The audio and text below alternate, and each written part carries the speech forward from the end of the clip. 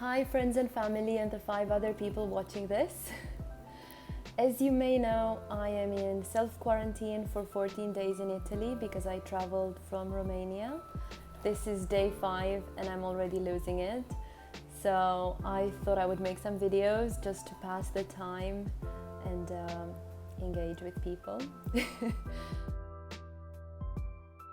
It's not easy being inside, especially because this is the view from the terrace. So yeah, but I am here with Alberto and he is good company, so it's not all bad. In today's video, I'm going to tell you a little bit about my experience living in the UK and especially moving to the UK, because a lot of people that I meet ask me where I'm from, how I ended up living in the UK, and just a bunch of follow-up questions, and I end up telling each and every one of them the story of my life. So I think in the future I'm just going to send them a link to this video. So yeah, in today's video I'm going to tell you when I moved to the UK, why, where I lived, what I did, what I like to eat for dinner, what my favorite color is, things like that.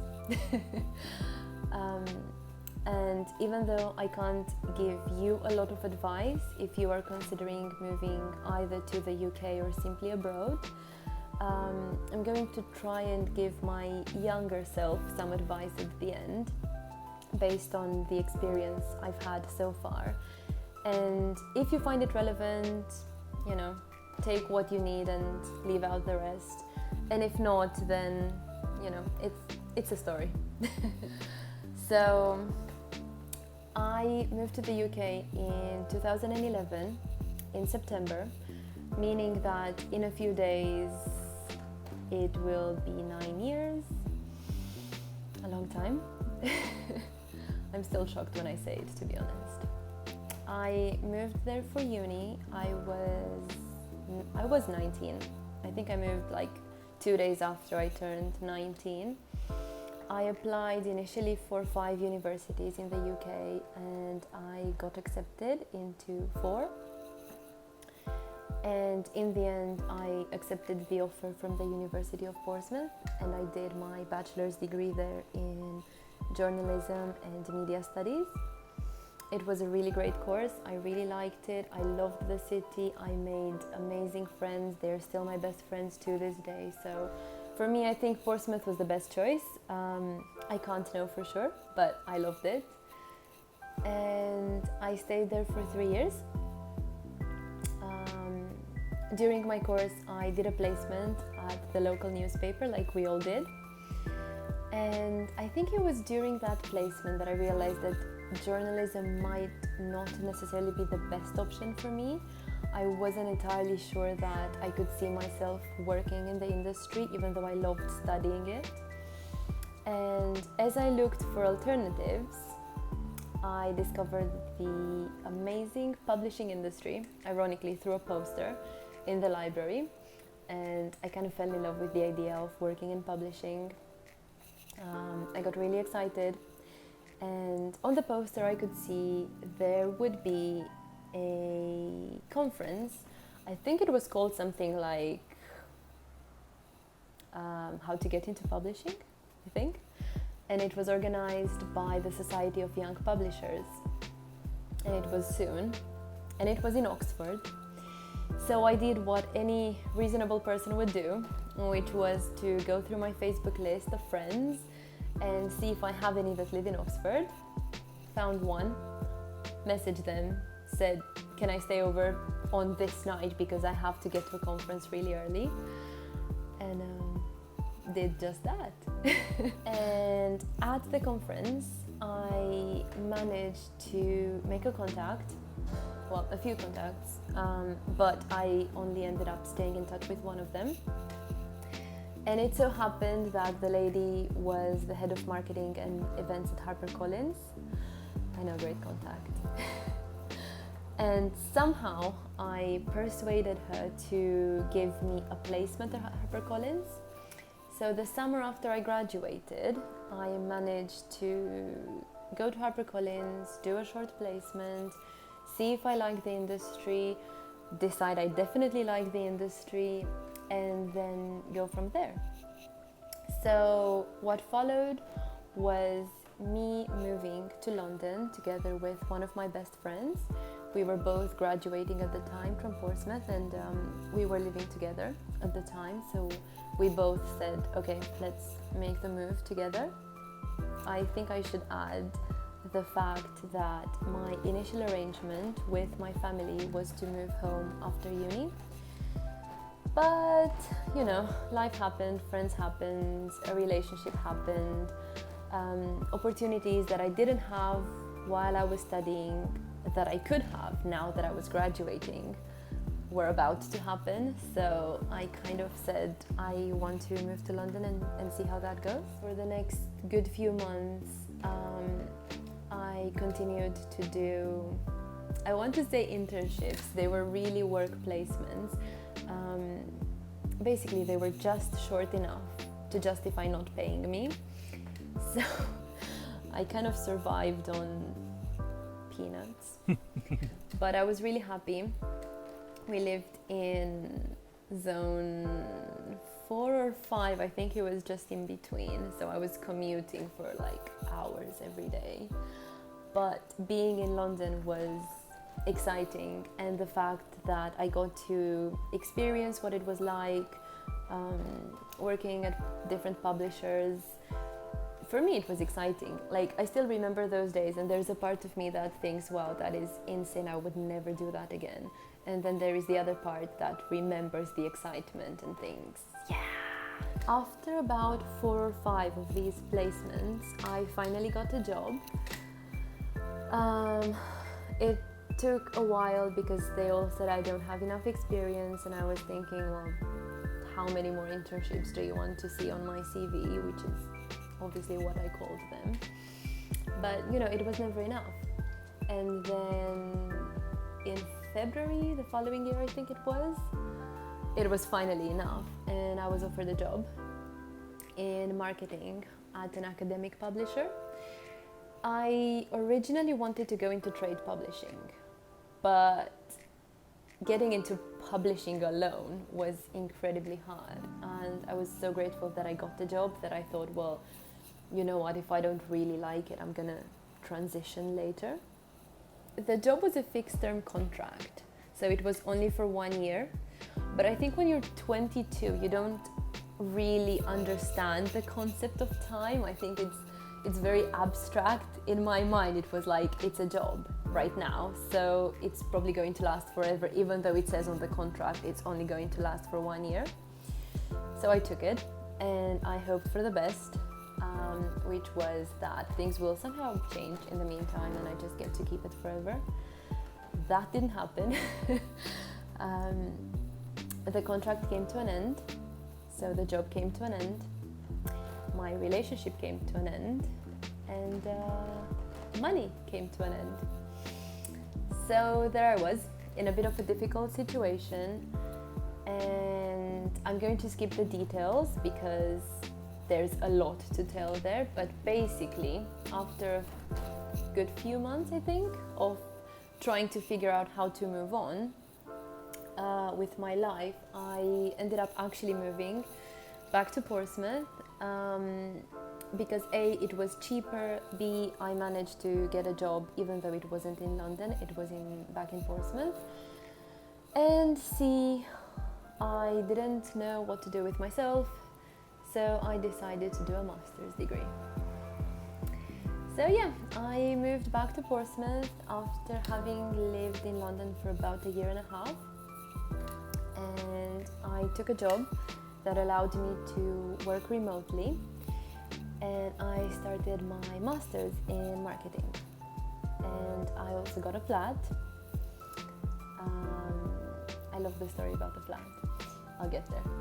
So I got a job that was not marketing related in any way. It was more like an admin role, and my agreement with my then boss was that I would only have to go to the office once a week. It wasn't necessarily to let me study, It was because the company was based outside Portsmouth and I wasn't driving at the time, at least not in the UK. So he was really understanding and he was like, look, you don't need to come as often, just, maybe once a week. Once a week turned into once every 3 months, but we never really spoke about it very openly, but I think he knew that the reason why I wanted the job was so that I would have a source of income during my master's.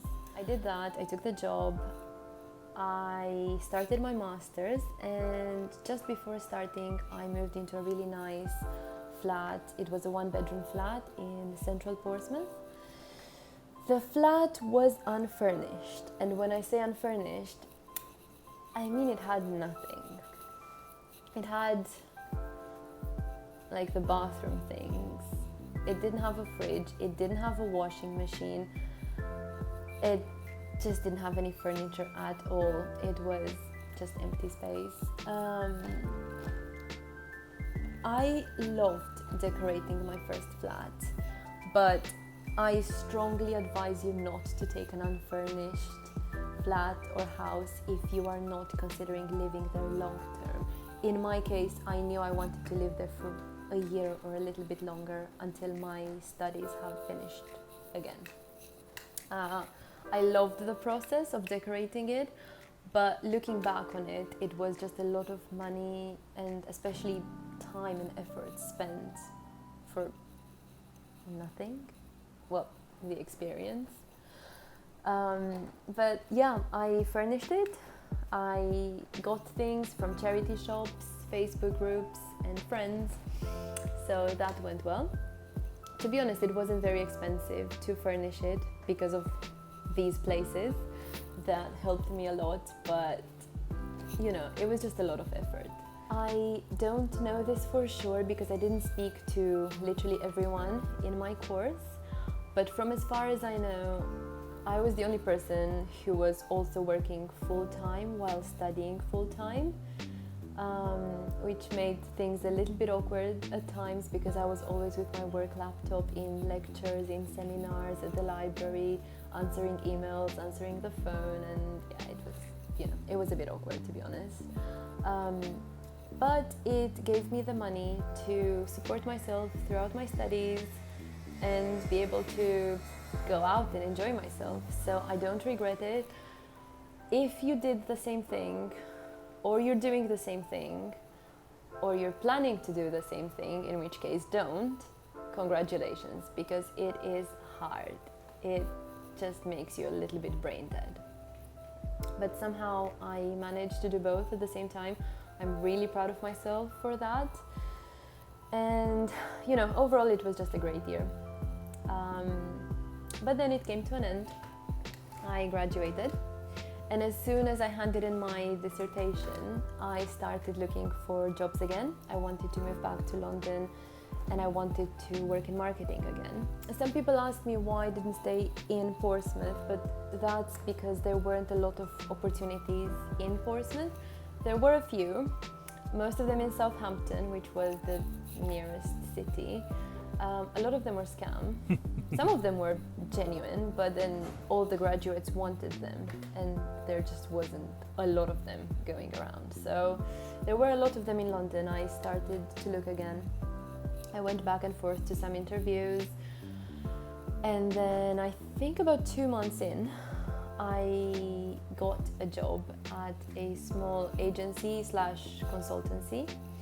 And as soon as I got that, I gave my notice for the flat and I resigned from the job. Resigning from the job was easy. I knew that I would miss working remotely, but I was excited to work in marketing again. Giving my notice for the flat was heartbreaking, and I'm not gonna say more than there were a lot of tears involved. I also ended up selling all the furniture because the agency said they would keep it, but they wouldn't pay me for it. So I was like, no, I'm getting my money back. So I sold a used washing machine for £200. I sold a couch, which my friend gave to me for free.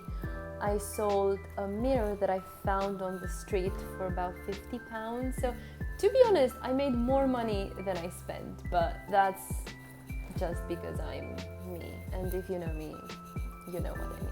I just remembered I also sold the yellow curtains, which I had put up, to the owner for 20 quid. It was the last thing that I didn't consider selling, and then on the last day I said to the owner, do you mind giving me some money because I'm leaving these here? And he was like, how's 20? And I was like, great. So yeah, that happened. And I've been to Portsmouth very, very recently, and they are still there, so I imagine he liked them. So yeah, I ended up packing the rest of my things, getting a van that I didn't drive myself, and moving back to London. And I initially moved into a very cute house that belonged to a very cute old couple that had a very cute fluffy cat, which didn't have a name. Her name was Cat, because they couldn't agree on a name. And I lived there for about 6 months, I think. I moved there only because the place was literally next door to where I worked, so I thought it would be very convenient. I would save some money, the rent was cheap, everything was included, I would have my own bathroom and a cat, finally. The issue, however, they didn't let me have anyone over, like, at all. Initially, when I signed the contract with them, they were like, well, you know, just let us know if you want to bring some friends over at some point. And I was like, of course, I mean, it's your house. And then I did say that. I think a few days after I moved, I said that I would like my boyfriend to come and see where I live. And they looked at me and they said, boyfriend? We don't like boyfriends. And I was like, excuse me? After 6 months, I had a friend who had a spare room in her apartment. Her housemate was moving to France, and she asked me if I wanted to move in. So the next week, I think I moved in. And then I spent the next year living with 2 good friends in a really nice apartment.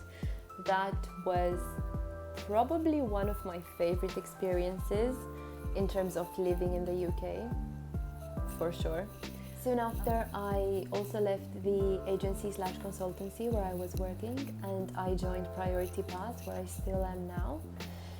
And in the meantime, I met Alberto, and during the world pandemic, we decided to go flat hunting and move in together. So yeah, we got a really nice flat, again in central-ish, east-ish London. That's what's been happening up until this point. I would love to go into more detail, but I feel like some stories are not just mine to share. So I can't really talk about certain people or certain situations, I suppose, because I don't want to expose/offend anyone. I know we all have different perceptions of the same events. So I'm trying to keep it private while also being as open and transparent as I can when it comes to my own experiences and perceptions. In the meantime, I got my British citizenship too, so now I have dual citizenship. I'm not sure how this is helping me. I have a cool passport, but apart from that, I don't know. So a lot of people ask me, is it worth it to get your British citizenship? And I think it depends on why you want it. For me, it was more a case of, well, I've been here long enough, so I might as well. I didn't have a very, very strong reason to do it. I'm glad I did it, but I'm not exactly using it for anything. Although ticking the British citizen box when I apply for things is kind of satisfying, I don't know. That's been my experience with living in the UK so far. I find it hard to offer advice because I know that everyone's situation is different. But what I'm going to try and do is offer my younger self some advice, and then maybe it's things that resonate with you as well, and you can perhaps think about in the future if you are considering moving either to the UK or simply abroad. So, number one is to find someone that you know and trust and live with them if you can. Whether it's your friend, your cousin, your partner, anyone, in my opinion, is better to live with than a bunch of strangers that you might or might not like. I've lived with friends and I've lived in shared houses with people who were not my friends, and some of them became my friends and some of them never did. At one point I lived in a shared house, luckily with my friend, but also with 4 other people, and they kept moving in and out, so it was kind of like living in a hotel. And I think that one was my least favorite experience of all. My most preferred experience after living with Alberto was definitely living with my 2 close friends in London and feeling like we're a little family. I don't know if living alone in a new country or a new city is a good idea. I did live alone, but keep in mind that I lived alone in a city where I had previously lived for 3 years, and most of my close friends were there. And I was in the city center next to the university where I was going every day. So I never really felt isolated, except maybe every now and again late at night. But I don't know what it's like to move somewhere completely new and be completely on your own and not be part of something like a university that gives you some kind of structure and connection. Number 2 is try to cultivate an interest in the culture you're going to be in and the people. Before you move to a new country, try to learn the language, try to understand where the people are coming from, and I don't mean geographically, I mean try to understand what makes them the way they are. So in my case, for example, when I moved to the UK, I did speak English, but it was textbook English. And so I remember taking a taxi on my first day, and the guy spoke to me with an accent and using all kinds of like local phrases and words, and I was thinking like, I can't understand you. I just can't. And I speak your language and I don't understand a thing you're saying to me. And it took me a pretty long time to get familiar with the way local and real people spoke rather than, textbook characters. And also I remember spending my first year confused at the Brits. And it took until I first started dating someone British after about more than a year to kind of understand the culture from the inside. We are different based on where we were raised, based on the culture we come from, based on the things we were taught when we were little. This makes sense, this doesn't, this is acceptable, this is not. So, you're going to meet people from different cultures who will do things in ways that will amuse you, or worse, I don't know, shock you. Try to understand a little bit about who they are. I think it's important to understand your future co-workers, neighbors, and even friends if you are open-minded enough. The third and final thing is a little bit more on the emotional side, and is have a plan. Things will not go according to your plan, but it's still important to have a plan in place for when things inevitably go one way or another and you find yourself at a crossroad and you don't know what you want anymore. And that's when you remember your plan. I don't mean things like I want to live in this area or I want to work at this company. That is also important, but that's more like your strategy in a sense. When I say plan, I mean things like, where do I see myself in general in 1 year, in 5 years, in 25 years? It's questions and answers, and it's things like, do I still see myself living in this country? Am I open to relocating? And if so, where and where not? Am I open to the idea of having a partner who comes from a different culture? How far am I willing to live from my family and for how long? What happens if my family needs me back home? Is my family willing to relocate? Do I want a family in the future? And if so, who's going to help me when I need help? Especially if you're a woman, but we're not going to get into that right now. So it's questions that don't have a set answer, and the answer is different for each and every one. There is no right or wrong answer, which is why, I can't advise you on this. I do have my answers. I do check in every now and then to make sure that whatever I do aligns with my answers and my answers align with my values. But I cannot tell you, I can tell you what they are, but that's not going to help you because you might value different things in life, you might look for a different path. So my answers will not be relevant, but if you're curious, I'm happy to share them. I think the reason why it's important to have these answers at the ready is especially because things will not go according to your plan, and you will find yourself again and again in situations and ask yourself, how did I end up here and can I leave? And that's when you go to these answers and let them guide you. And the reason why it's important to do it is because you don't waste your time and potentially other people's time if you do it.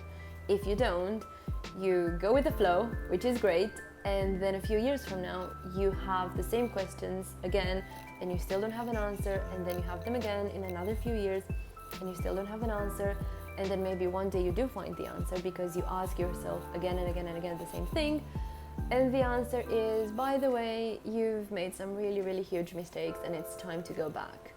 And it's a position that nobody wants to be in. Before you decide to run away from everything and take life into your own hands, it's important to decide, is this something that I perceive as an experience that I want to have? Or is this something that I am looking at and thinking, well, I want roots and I want to start building a new life and I wanted to start here. So yeah, that's my advice. Do some soul searching.